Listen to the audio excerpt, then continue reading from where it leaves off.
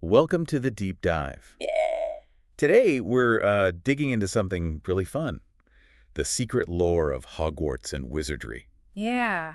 Our mission, really, is to pull out those amazing little facts, those insights from the sources, hmm and just give you a shortcut to sounding like you really know your stuff about the wizarding world. And it's definitely worth it because, knowing these hidden bits, the author's own background, it just adds so much depth. It really It does. totally changes how you appreciate it all. You find layers you never noticed before. Absolutely.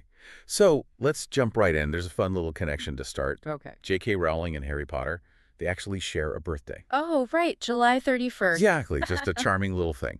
But that leads us somewhere deeper, doesn't it? About her creative process. It really does. You find out that the Dementors, eh, those awful soul-sucking It's things, healing, yeah. they weren't just like pulled out of thin air. They're actually a metaphor, a direct one for her own battles with clinical depression. Wow, that makes them even more terrifying, but also more profound somehow. No, it does. It makes their presence feel so incredibly personal when you know that. Yeah, how much of herself is in there? Yeah. And speaking of characters having these deep roots, Voldemort, Mm-hmm. his total inability to love, it's key to who he is, and the sources give a really surprising reason why.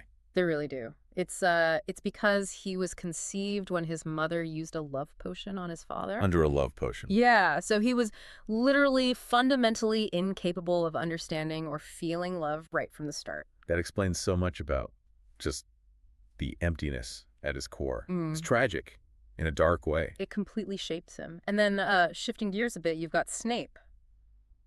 Always the big question mark. Right. Whose side was he really on?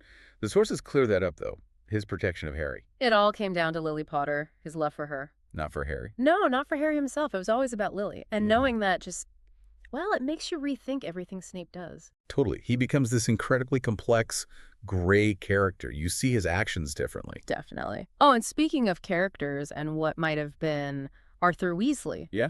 What about him? he was actually supposed to die in Order of the Phoenix.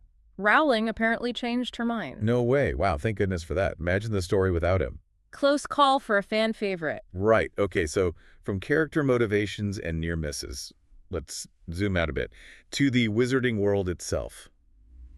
Hogwarts has a motto, right? It does. It's Latin. Draco dormiens nunquam titilandus. Which sounds very grand. What's it mean? It basically means never tickle a sleeping dragon. Light chuckle. Okay, that's perfect. Whimsical, but probably good advice. Pretty fitting for Hogwarts, yeah. And while we're on these sort of surprising world-building details, get ready for this one. Plumbing. Oh, this is a good one. Before modern plumbing, how did wizards... I didn't need toilets. They just, well, magically vanished their waste. They vanished it. Seriously. Yep. Poof. Gone.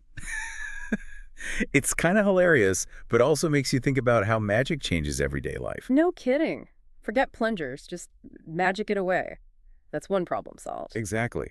And another practical point that's pretty important, Hogwarts tuition. Right. How much does it cost to go there? Nothing. It's completely free. The Ministry of Magic covers it all. That's actually huge. It means magical education isn't just for the rich. Mm-hmm.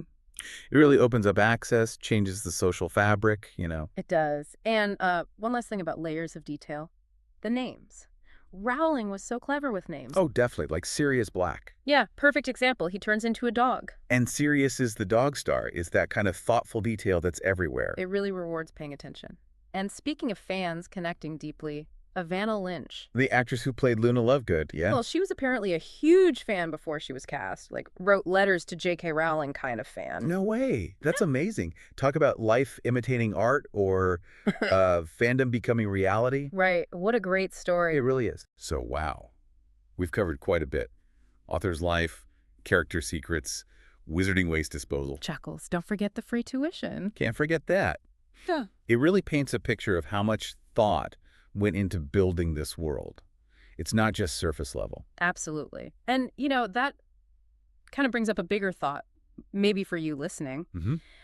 How does knowing this stuff, these deeper dives into why an author did something or how a fictional world works, how does that change the way you look at any story? That's a great question. Does it make you sort of look closer, search for those hidden meanings, those connections, even in other books or films or whatever? Something to definitely think about. It encourages you to always look beneath the surface, doesn't it? Yeah, exactly. Find the layers. Well, that's a perfect place to wrap up this deep dive. Thanks so much for joining us. Keep exploring, keep asking questions. See you next time.